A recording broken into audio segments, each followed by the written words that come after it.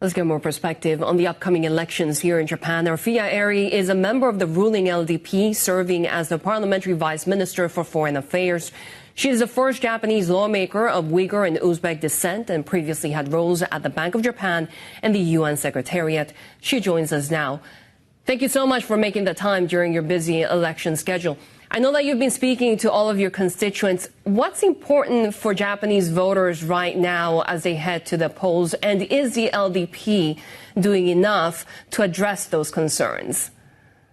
Thank you. Thanks for having me. It's right in the middle of election season. I'm on my smartphone, so I apologize for the screen. But I'm going around my constituency, and what they are concerned about economic sustainability. They're concerned about rising cost of living, inflation, but they're also concerned about Japan's role in the world.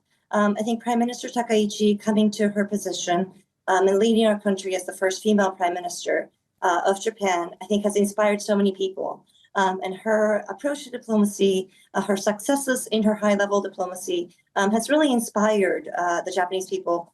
And they're just as interested in our approach to diplomacy, national security, as they are in economics as well. And of course, you have a lot of insight on the state of diplomatic relations, especially within the Foreign Affairs Ministry, but also as you grew up in China as well. Tensions between China and Japan have risen recently. How do you expect that relationship to unfold under a new mandate by Prime Minister Takaichi?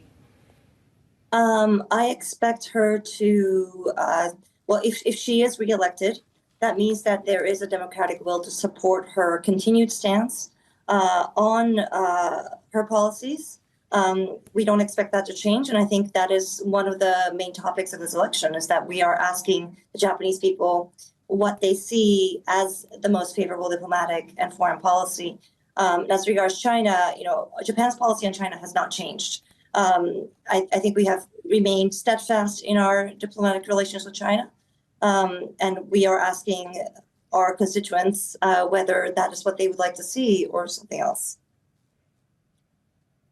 How is Japan looking at the Trump-Xi meeting that is expected for April in Beijing? How is Japan seeing, excuse me? How is Japan looking at this upcoming meeting between the leaders of China and the U.S. that is set for, a couple of months from now? How do you think they view the U.S.-China relationship at this stage? In my role as Vice Minister of Foreign Affairs, I'm not going to get ahead of making assumptions about how we see other countries and their relations. But again, our foreign policy remains the same. The United States remains a very important ally to us, and we maintain a communication channel with China as we always have been. And it is, I think, important that all of our partners around the world and different countries around the world, especially countries like China and the U.S., continue their diplomatic conversation.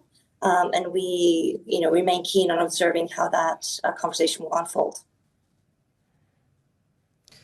Is Japan looking for perhaps more support from the U.S.? More support from the U.S. in our relations with China?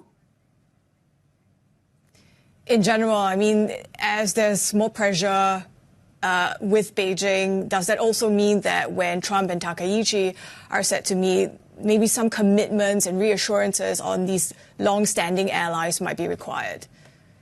Again, I'm not going to get ahead of myself on making statements on behalf of the government. But again, our government stance remains the same. We remain in alliance with partner countries, including the United States, who believe in the values of human rights, democracy, and the rule of law. That does not change for Japan. And we trust that our partners, including the United States, continue to be in alliance with us in defending these values. And Japan, of course, has every right to speak about its own national security, and we remain steadfast in our right in protecting our right to do so.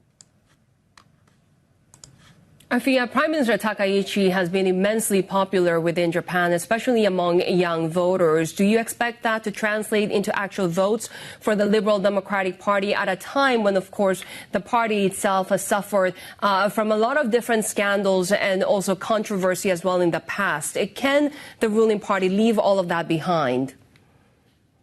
That's a very good question, Sherry. My sense going around my constituency is that we are more popular amongst young voters than we have ever been.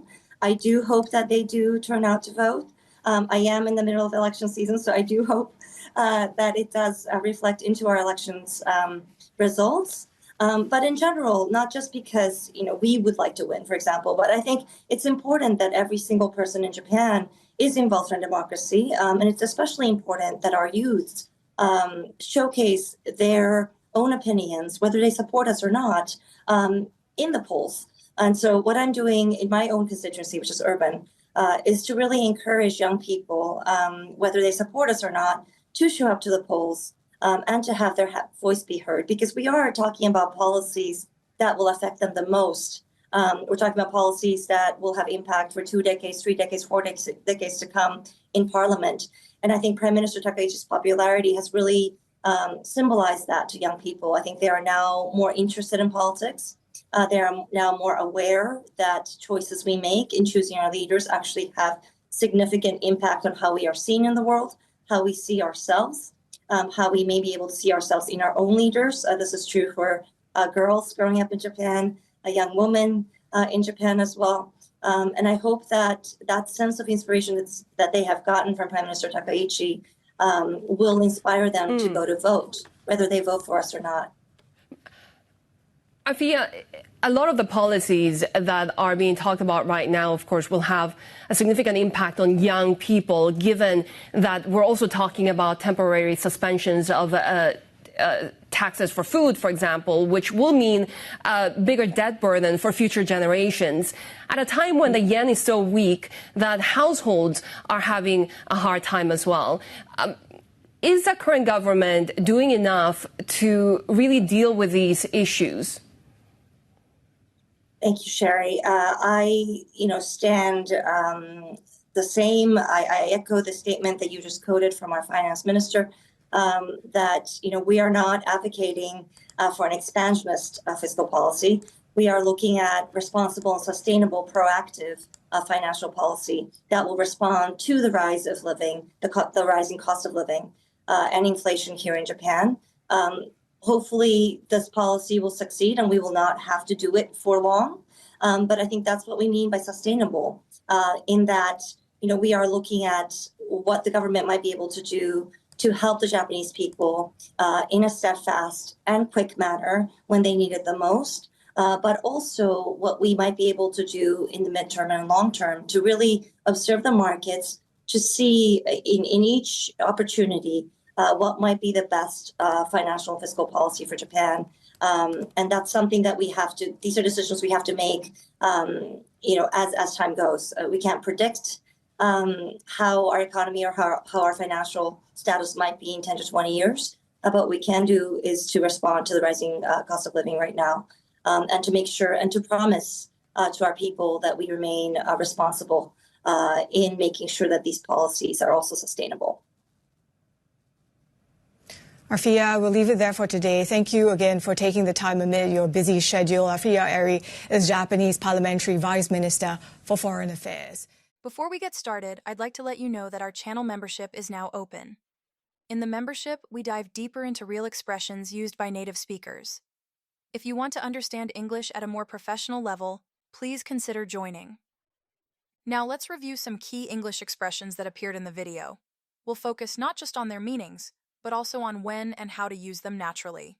In my role as Vice Minister of Foreign Affairs, I'm not going to get ahead of making assumptions about how we see other countries and their relations. But this expression means to speak or act too quickly before all the facts are clear.